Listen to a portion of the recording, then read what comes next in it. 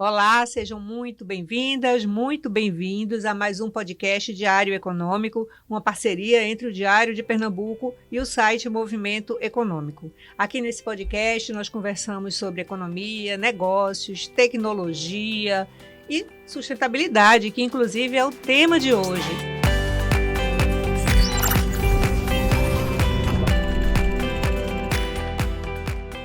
Para falar sobre esse assunto que entrou na pauta das empresas, está comigo aqui no estúdio da Rádio Clube, Carlos Cavalcante, que é diretor de sustentabilidade de Suape. Carlos, seja muito bem-vindo para esse bate-papo.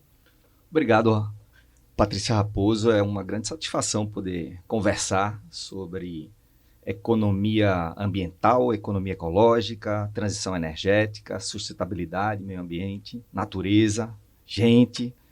E a todos os ouvintes e os que estão assistindo aqui, tanto o Diário de Pernambuco como o Movimento Econômico, uma grande satisfação.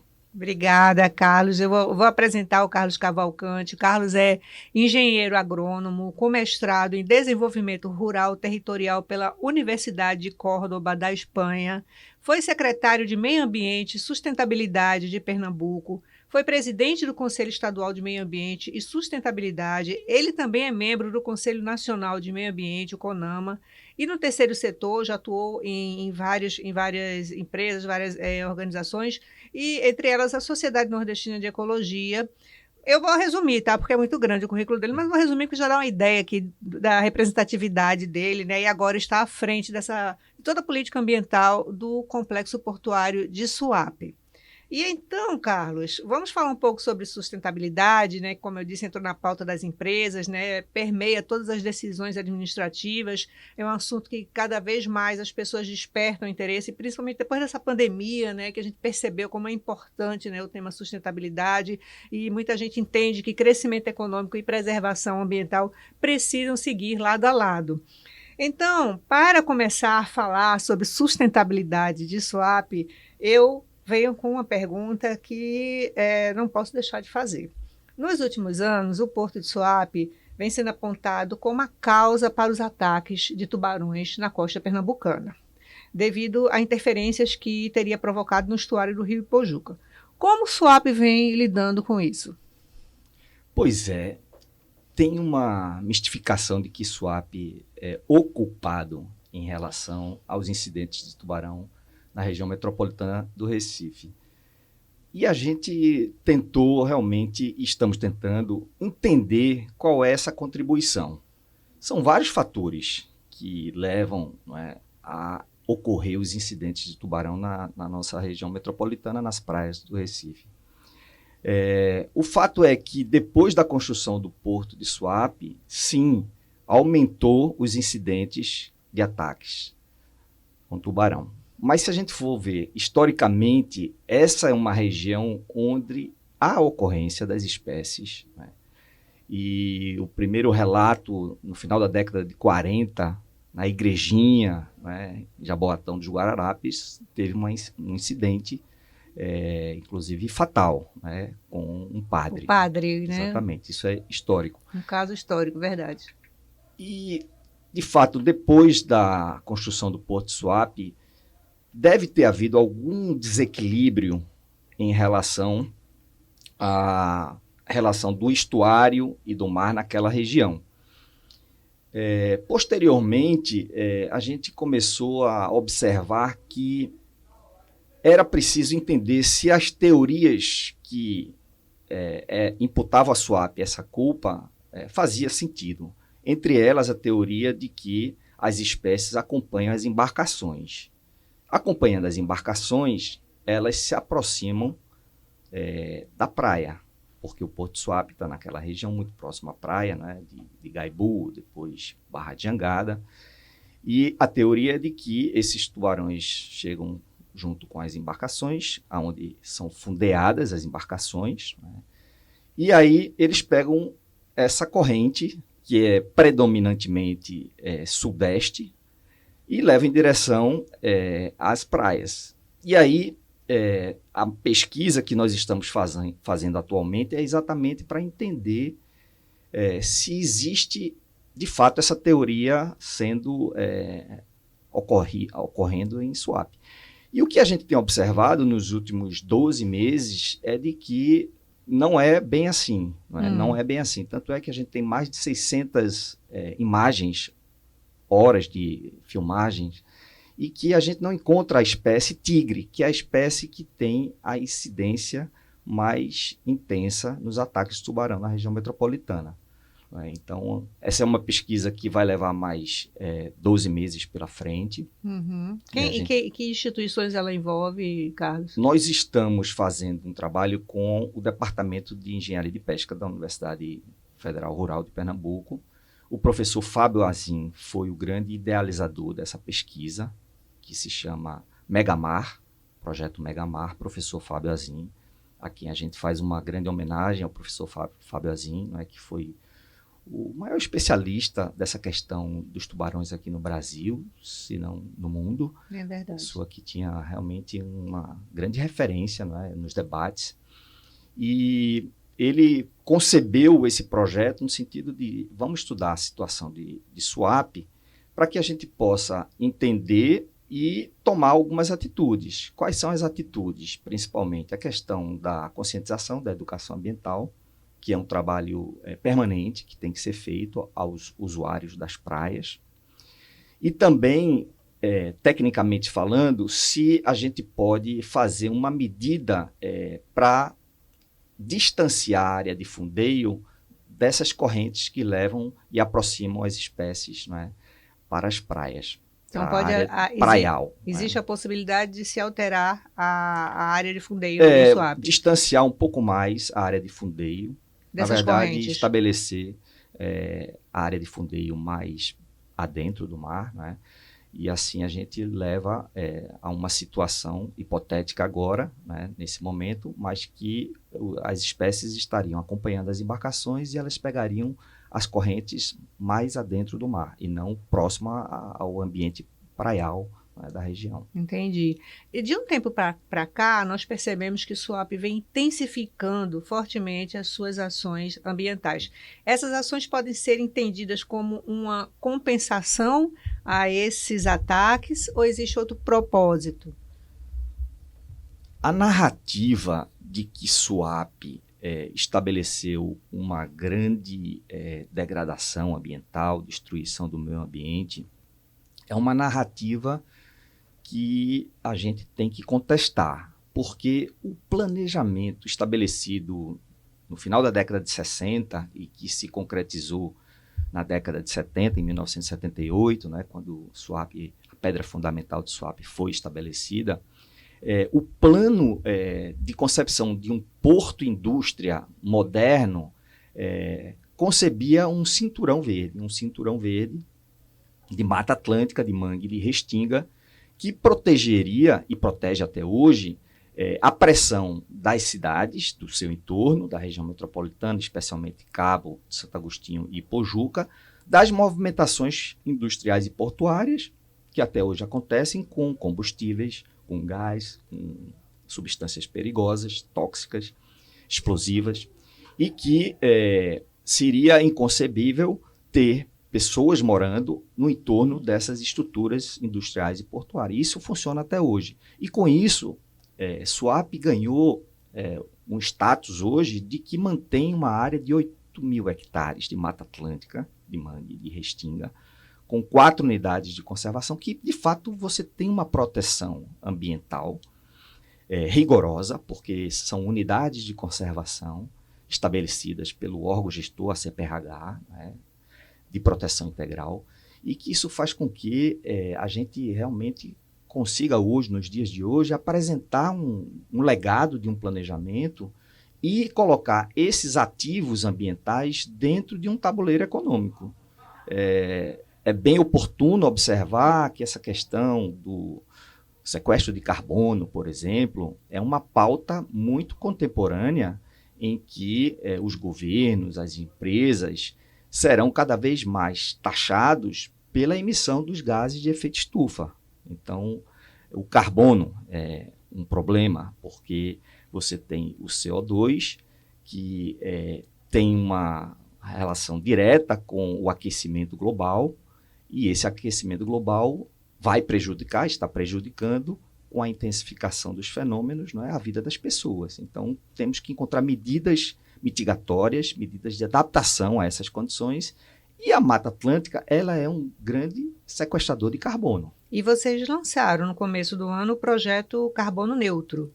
Exatamente. É para combater justamente isso, esse efeito Na estufa, verdade, levar energia limpa a todas as áreas. Fala um pouco desse projeto. Exatamente. Na verdade, o programa SUAP Carbono Neutro, ele pretende equalizar a questão das emissões de gases de efeito estufa, porque predominantemente a gente tem operações de combustíveis fósseis, né, de produtos fósseis, e que são grandes emissoras de gases de efeito estufa. Mas, ao mesmo tempo, a gente tem um sequestro de carbono acontecendo ali do lado, mas que não está mensurado, não está efetivamente inventariado. Então, o nosso trabalho é fazer o inventário das emissões de gases de efeito estufa do Complexo Industrial Portuário de Suape e fazer o inventário do sequestro de carbono, para a gente saber. O sequestro que é promovido pela mata. Pela mata, pelo Sequestra, solo, pelo né, mangue, pela restinga. Isso. Exatamente, que é o papel fundamental e principalmente dos projetos de restauração florestal que nós fazemos. Suape já plantou mais de 1.100 hectares de Mata Atlântica, né? Nós temos uma produção anual que pode chegar a 450 mil mudas de Mata Atlântica, né? São 78 espécies da Mata Atlântica que são produzidas nesse viveiro florestal e que serve de base para os projetos de restauração florestal. Então, a gente precisa dimensionar quanto a gente captura de carbono, e é exatamente isso que a gente está fazendo, para fazer uma equalização no próprio complexo industrial portuário dessas emissões com o sequestro. Isso tudo rastreado, né, certificado, e que possibilite as empresas poderem colocar em seus negócios, não é, de que se faz a neutralização ou parte da neutralização das emissões no próprio complexo industrial portuário, nessa mata que nós conservamos e protegemos. Vocês querem criar créditos de carbono? A ideia é fazer, com esse projeto de Crédito sequestro débito, de né? carbono, a gente fazer a rastreabilidade de cada hectare de terra, desses 8.000 hectares, são 8.000 hectares que está zoneado como área de preservação ecológica, é a zona de preservação ecológica, mas que a gente não tem esse dado atual, né, quanto se sequestra de carbono. Então, a gente vai fazer, certificar isso aí e tokenizar esses dados, que é importante saber o hectare para poder gerar o crédito e dentro de uma estrutura de uma plataforma blockchain, que é exatamente aquilo que dá uma segurança da origem, não é? Uma segurança cibernética, assim como os criptoativos, não é? Os bitcoins são estabelecidos nas suas plataformas blockchain, com tecnologia blockchain, e a gente já tem um projeto de hidrogênio verde que contempla uma plataforma blockchain com tecnologia blockchain, ou seja, tokenizar essa informação do sequestro de carbono e colocar nessa plataforma esses dados. E aí, você está falando em criar uma moeda. Você está falando em criar uma verdade, moeda... transformar esse ativo ambiental num criptoativo, né? Você tokeniza, depois de tokenizar, você pluga na plataforma blockchain. Para poder comercializar. Para poder comercializar e vir um criptoativo. E essa comercialização seria entre as empresas swap ou ela se tornaria uma moeda como outro criptoativo qualquer que circula pelo mundo? Nós estamos numa fase de concepção desse projeto, né? E estudando bastante se existe uma viabilidade, e todas as conversas que nós temos com os especialistas, inclusive no Ministério da Economia, de que sim, é possível construir as bases, e nós estamos construindo as bases, com tudo rastreado, né, com tudo certificado, né, para que a gente convide as empresas, e a ideia, a pergunta inicial é ser um laboratório, um case, em que a gente possa aplicar nessa limitação geográfica, que tem 224 empreendimentos, empresas, mais de 40 mil trabalhadores diretos e indiretos, 7 mil famílias que são vulneráveis socialmente, né? 8 mil hectares de Mata Atlântica, em que se faz um sequestro, né, de carbono, e o inventário das emissões de gases. Então, a gente tem uma massa crítica de dados, de informação, que possibilita, não é, colocar esses ativos que hoje estão fora desse tabuleiro econômico dentro de um tabuleiro econômico com inovação, que é exatamente ser um criptoativo. E aí, pensando um pouco mais de como isso poderia repercutir na comunidade, nessas 7 mil famílias vulneráveis, a gente criar um mecanismo de que uma parte desses investimentos em criptoativos estabelecidos nessa plataforma blockchain, a regra seria uma parte desses investimentos ser convertido numa moeda local. Então, a gente teria uma moeda, por exemplo, swap, né? 10 swap, 20 swap, 50 swap. No Brasil, a gente sabe disso. Exatamente, bem-sucedidas, como, por exemplo, a Prefeitura de Maricá, no Rio de Janeiro. Palmas, no Ceará. O Banco Palmas, um bairro em Fortaleza. Mas aí essa moeda local em swap, ela seria usada por essa comunidade. Agora me explica uma coisa. Ela seria usada por essa comunidade. A gente está falando de 7 mil famílias que vivem aonde? Como é que elas se integram com o swap? O cadastro dessas 7 mil famílias que estão em situação de vulnerabilidade social, né, elas estão muito inseridas na zona de preservação ecológica, nas matas, né, e também em áreas de fronteira com as zonas industriais. Foram mas famílias principalmente que começaram a chegar nessa área de todo do swap. tipo. Tem famílias originárias, digamos pescadores. assim, de pescadores artesanais, de agricultores, poceiros. Tem até uma comunidade quilombola, né, que foi autodenominada através da Fundação Palmares como comunidade quilombola. Nós temos pessoas que têm uma relação de modos de vida, né, de extrativismo na região, marisqueiras, e são famílias que estão ainda em vulnerabilidade social. É inconcebível a gente ter uma locomotora econômica no estado, ali do lado, e 7 mil famílias vulneráveis do outro lado, assim, não é? Muito próximo, passando por necessidade. Não tem sentido, é inconcebível. Então, o que é que nos falta, não é, para que haja um rebatimento direto na vida dessas pessoas e não fique aquela imagem que a gente falou no início da degradação, da destruição do meio ambiente, não é? A narrativa, mas sim pessoas que vivem, que têm uma relação com a natureza, com o meio ambiente, mas que estão em vulnerabilidade. Então, a ideia é fazer uma inovação em que a gente pudesse reverter nessa plataforma blockchain e nas transações de neutralização das emissões, uma regra em que a gente colocasse uma parte desses lucros do investimento numa moeda local. Então, teríamos o cadastro das 7 mil famílias, teríamos um cadastro dos serviços locais de comércio, né, de atividades que poderiam ser contratadas com essa moeda, e estabelecer esse limite geográfico. Então, a ideia é estabelecer esse limite geográfico e transformar toda a agenda ESG, que hoje nós estamos bastante intensos nessa plataforma ESG, na empresa Swap, em indicadores positivos. Nós teríamos indicadores positivos que seriam indicadores positivos tokenizados, token. Cada indicador positivo, né, da área social, da área ambiental e da área de governança, tokenificado, para que a gente pudesse fazer um grande engajamento das empresas que estão, das 224 empresas, e elas pudessem, não é, adotar medidas, não é, de melhorar seus indicadores positivos. Não é? Uhum. Isso, digamos, tem a ver, por exemplo, se a gente imaginar que as embarcações, um exemplo clássico das embarcações que ficam atracadas no porto, e que, ao estarem atracadas no porto, para elas funcionarem, elas precisam queimar combustível. Nós temos emissões de milhares de litros, não é, de combustível, não é, gases de efeito estufa sendo, não é, emitido naquele período em que ela está atracada. Então, se a gente consegue, a empresa Swap consegue viabilizar uma eletrificação para as embarcações e essa eletrificação ter a base de energia renovável, não digo nem o hidrogênio verde, mas a base da energia renovável diretamente na rede, que é bem possível, hoje parte da área pública de swap, não é?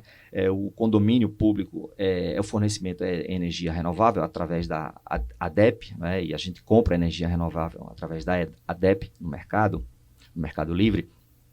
A gente poderia estabelecer junto às embarcações o fornecimento de energia renovável para as embarcações. Então, a gente teria uma emissão evitada. Essa emissão evitada, ela pode se transformar em créditos, indicador positivo.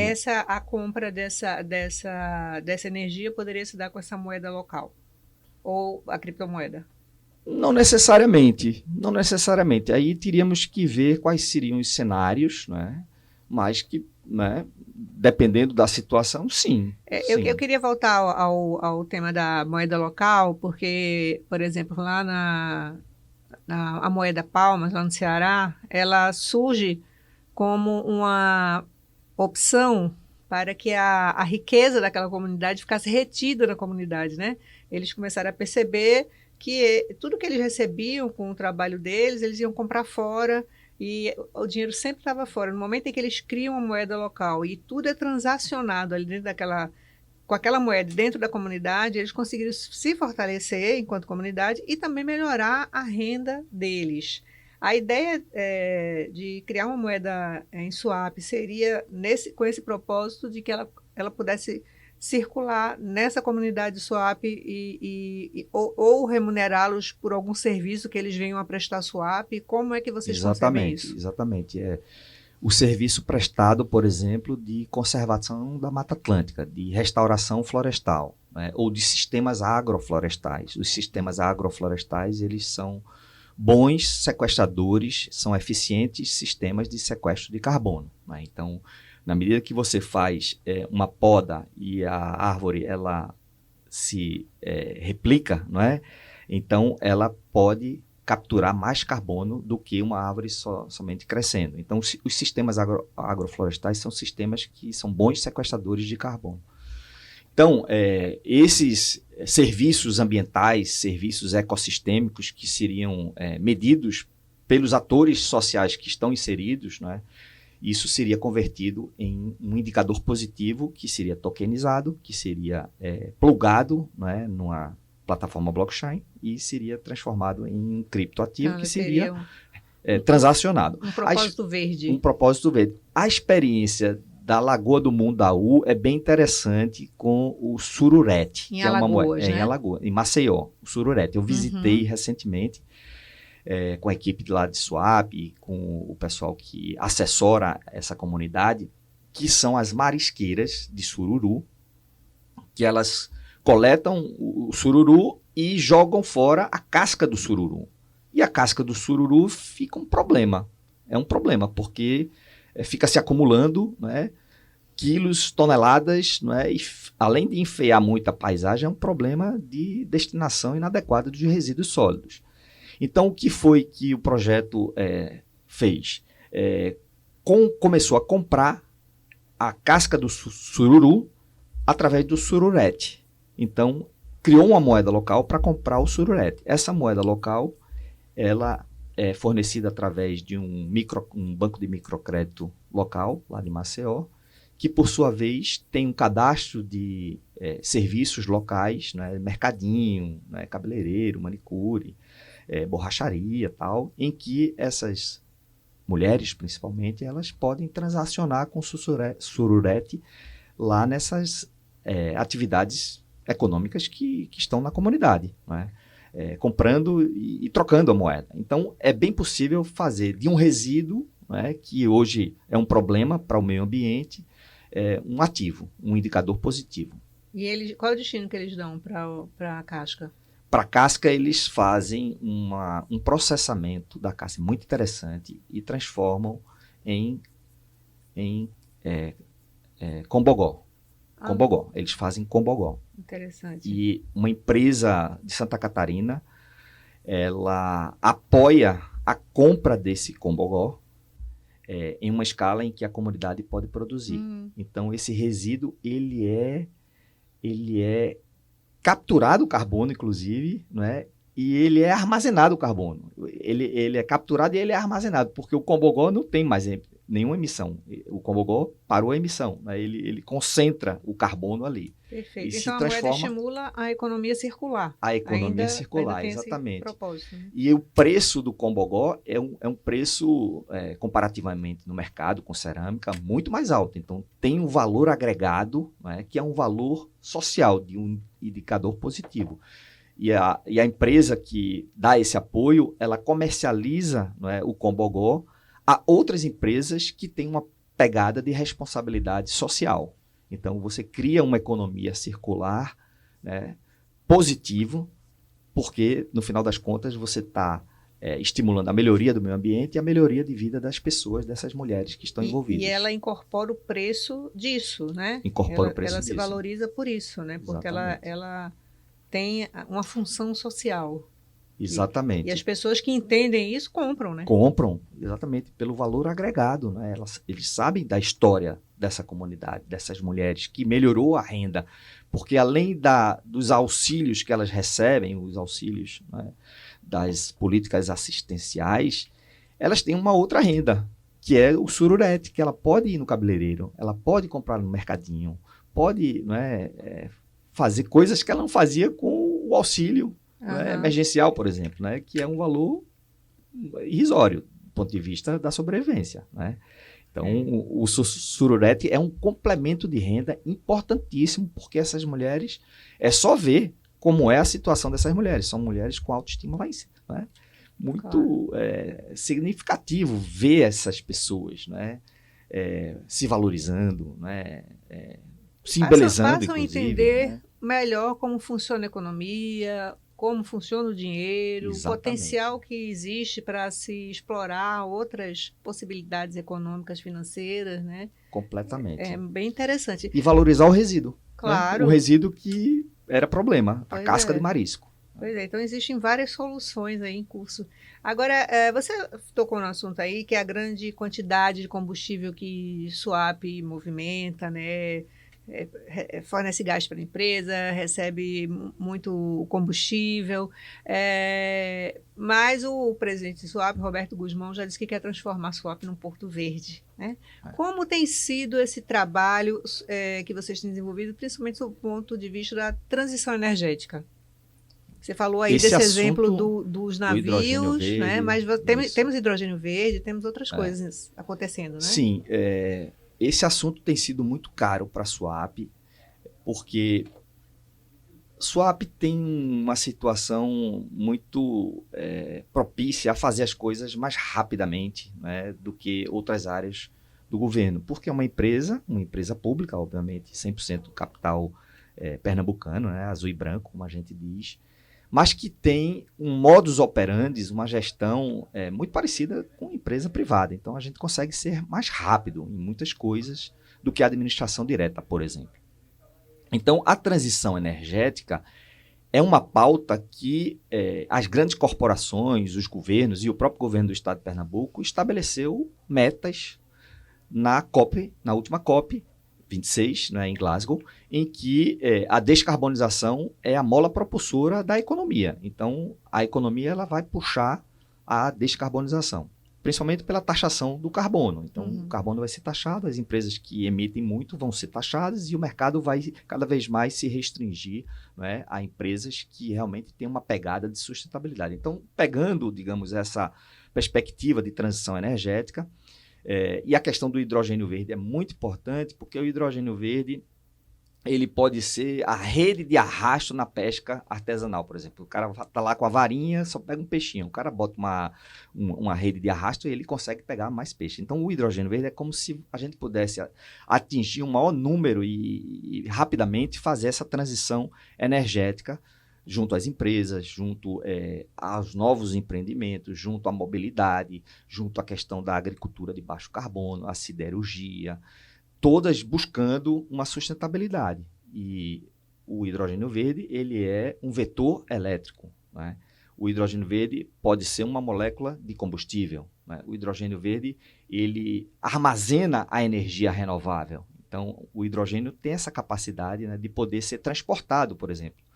E esse fator faz com que as indústrias comecem a observar uma oportunidade. Obviamente que o preço do hidrogênio verde ele ainda está distante, digamos, do preço do hidrogênio cinza, que é estabelecido na refinaria, por exemplo, Mas é uma Abreu questão e de Lima, escala, de né? escala de produção.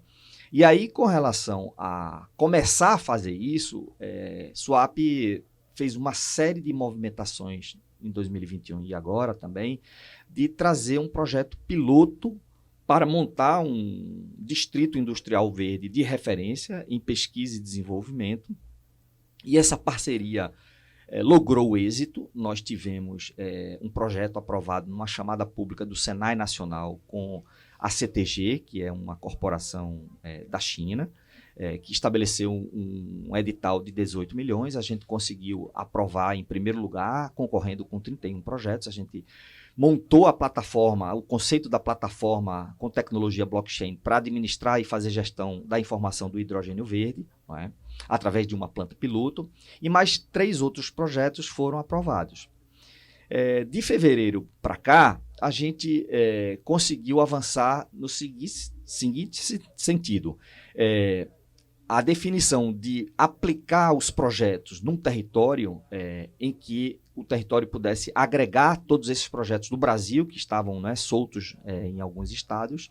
O local escolhido foi Suape. Então, nós vamos ter um grande movimento que o portfólio de projetos era de 18 milhões, passou a ser de 46 milhões, para que a gente possa aplicar o cluster do hidrogênio verde, ou o hub do hidrogênio verde, dentro de um processo de P&D. E isso vai arrastar toda a dinâmica de produção do próprio hidrogênio verde. Que aí, na plataforma blockchain, a gente vai fazer a medição dessa transição energética. Então, os inventários das empresas que são estabelecidos nessa plataforma blockchain, nós vamos saber que as empresas estão diminuindo a sua pegada, estão neutralizando a sua emissão, e, além disso, elas estão utilizando energia renovável nos seus processos produtivos, assim como as embarcações.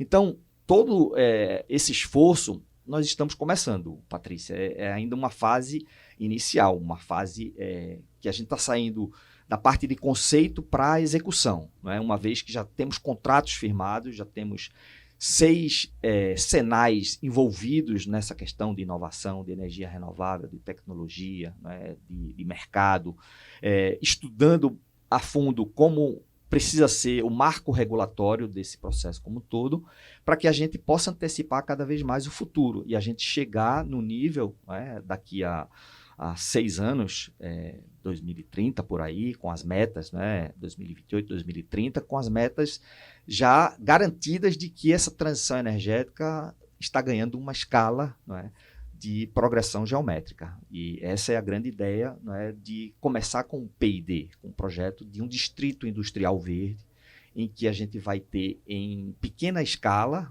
toda a lógica de produção dessa transição energética, mas que rapidamente a gente vai estabelecendo a implementação das unidades de produção em maior escala, que é isso que está acontecendo também. Paralelamente, Suape tem trabalhado com estudos preliminares para a gente definir áreas no complexo industrial portuário, à luz também da revisão do plano diretor de 2011, a gente teve o plano diretor até então sendo utilizado como uma referência de 2011, de 10 anos, 11 anos atrás. E agora a gente, fazendo essa revisão do plano diretor, deve estabelecer as novas atividades econômicas que o complexo industrial portuário precisa suportar.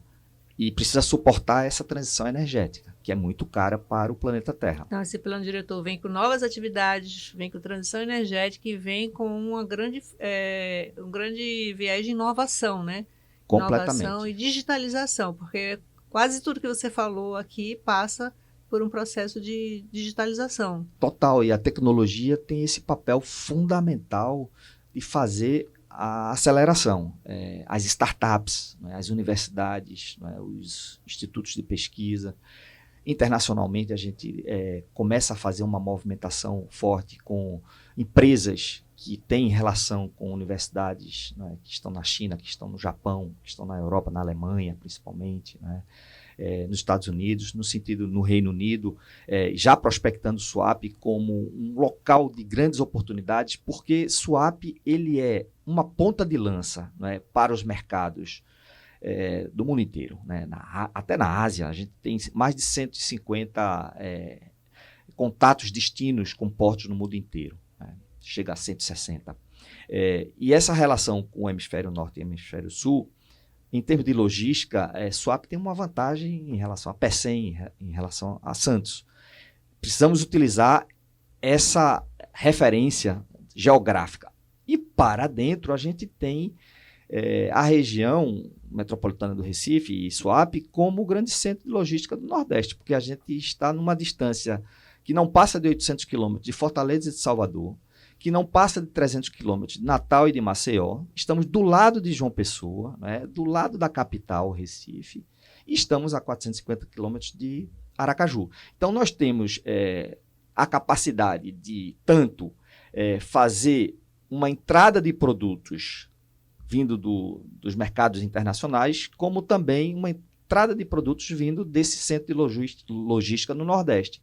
E o Nordeste, como é uma região que tem a capacidade de fornecer sol e vento, né, para o estabelecimento de empreendimentos de energia renovável, então o nosso preço de energia renovável vai ser muito baixo, e já é muito baixo, já é muito competitivo. Então a gente tem uma vantagem comparativa de produção de energia renovável e hidrogênio verde em relação a outras regiões do Brasil.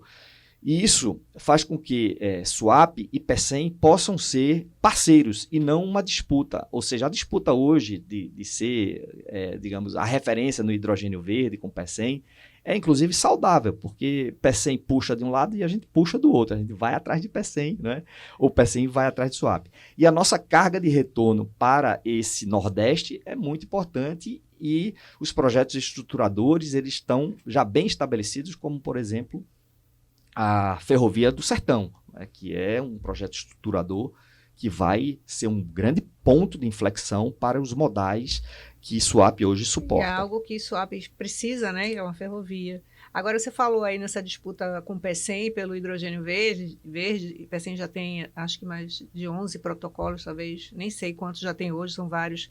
Mas eu concordo com você com relação a isso, porque quanto mais melhor. Porque se não houver esse grande volume de produção de hidrogênio verde, essa molécula ainda vai ser muito cara. Exatamente. Né? Escala de produção. Não tem como ser competitiva, né? Então, assim, quanto mais melhor, quem tiver condições de explorar, que explore. Agora, Suape, voltando à questão ambiental, Suape tem um aspecto interessante, que mais da metade da área do porto é verde. São Exatamente. áreas de 59% da área 59. de Suape, 8 mil hectares, dos 13.500 hectares, é destinado à preservação ecológica. Então, a gente tem mangue, tem restinga, a gente tem alagados, a gente tem Mata Atlântica, a gente tem áreas de riachos, de nascentes. Tem um projeto lá em Suape que é muito legal, que são as 95 nascentes, que é o projeto que georreferenciou 95 olhos d'água para a gente fazer todo um trabalho de recuperação dessas nascentes.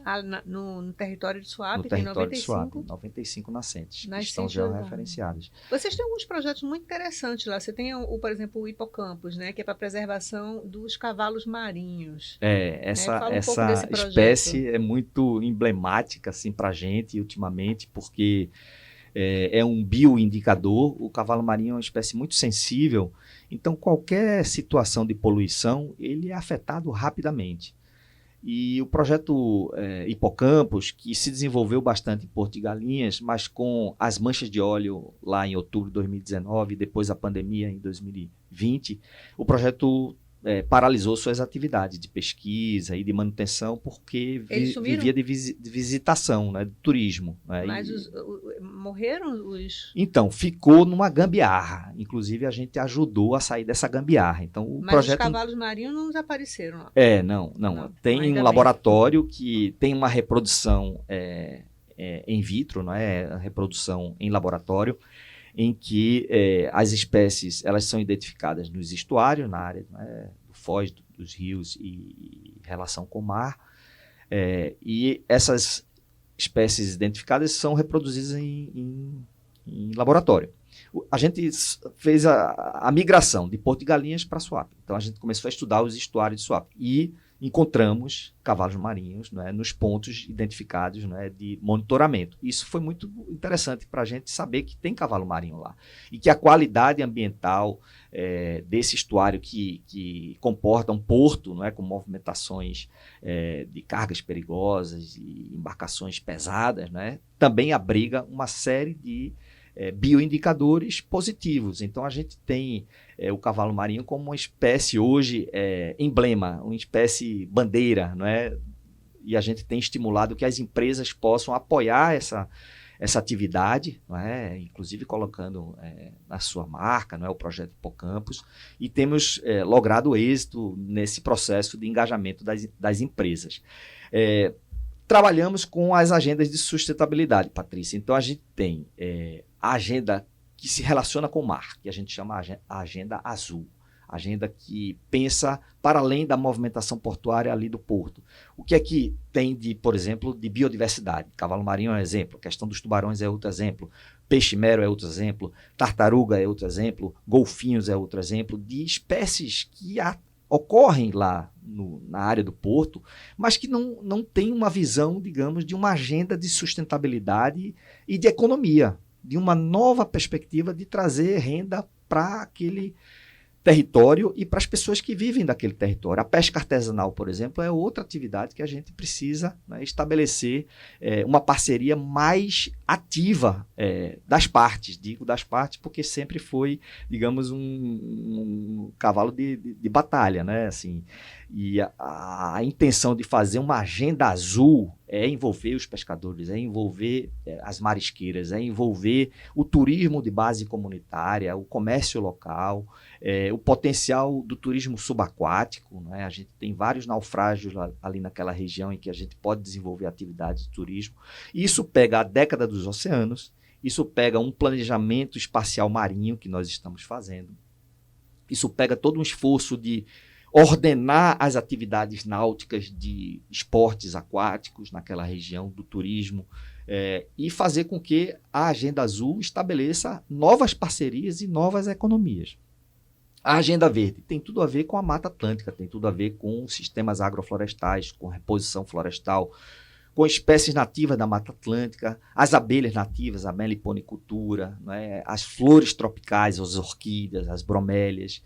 Então, é um trabalho que pensa em envolver as pessoas e trabalhar esses arranjos produtivos que estão assim, marginalizados do ponto de vista de uma economia que dá pouco valor, né, mas que tem um grande potencial de consumo local, inclusive. Porque, como já disse inicialmente, 224 empresas, mais de 40 mil trabalhadores diretos, né, que estão comendo, por exemplo, 3 vezes ao dia, uma vez ao dia, pelo menos lá em Suape, que é um mercado consumidor de produtos orgânicos, por exemplo, de produtos agroecológicos que podem ser produzidos nos sistemas agroflorestais. Então, tem todo um trabalho que Suape está fazendo nessa linha de estimular a agroecologia na região.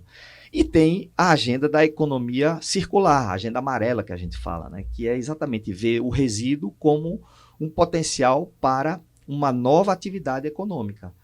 E o hidrogênio verde, por exemplo, é uma economia circular fortíssima, né? A questão da logística reversa dos eletroeletrônicos também vai gerar uma série de novas economias. Então, sair um pouco desse paradigma de ver a questão do meio ambiente como um problema e ver a questão do meio ambiente como uma grande oportunidade de gerar novos arranjos locais produtivos e que gerem indicadores positivos de sustentabilidade. Muito bem. Carlos Cavalcante, estamos chegando ao final do nosso programa. Quero agradecer a sua presença, a sua colaboração, todo esse conteúdo que você trouxe para a gente, né? Parabéns aí pelo trabalho que vocês estão fazendo. Em breve, eu espero de novo entrevistá-lo para saber quais são as novidades e o resultado de todas essas pesquisas que estão sendo executadas em Suape. Muito obrigada. Maravilha, Patrícia. Fico à disposição e dizer que tudo isso que eu falei está sendo certificado. A gente certificou o ano passado, 2021, né? Temos certificações ISO, 3 certificações, estamos mantendo as certificações ISO e ampliando o escopo de certificação, como, por exemplo, a plataforma ESG. Então, tudo isso que a gente está fazendo está rigorosamente sendo monitorado pelo compliance da empresa, por todos os processos de controle, para que a gente realmente possa dar o exemplo e mostrar para as 224 empresas que é possível fazer e a gente ter os 17 Objetivos de Desenvolvimento Sustentável sendo uma mola propulsora para o desenvolvimento com sustentabilidade. Muito bem, muito obrigada. Agradeço você também pela audiência. Não se esqueçam de se inscrever nos nossos canais para receber as notificações dos próximos programas. Até a próxima.